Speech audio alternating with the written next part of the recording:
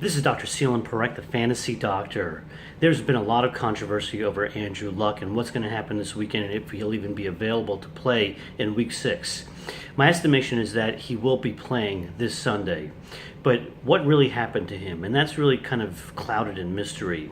Now, we know that he hurt his shoulder, and it was his throwing shoulder, but whether he had a AC separation or a little bit of a separation of this part of his shoulder, or whether he had what's called a subluxation of the joint, we don't know. So what is a subluxation? Well, if you look at the shoulder joint, it's like a ball with a socket.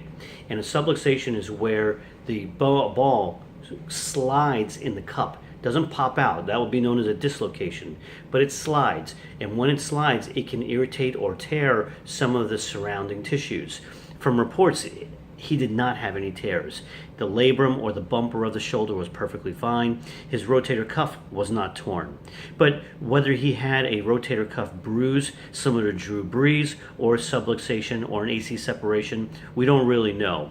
Clearly the Colts are protecting this information, and in fact they are using it right now to cause some controversy as to whether or not Andrew Luck will be back this Sunday or not.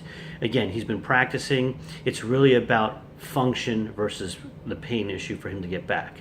He's probably not having a tremendous amount of pain at this point, but the Colts need to make sure that he is functioning well so that he can throw the ball down the field to the receivers in the way that Andrew Luck always does. So I estimate that he will be back this week. We'll see him playing against the Patriots, and hopefully it's a good game. This is Dr. Selene Parekh, the Fantasy Doctor.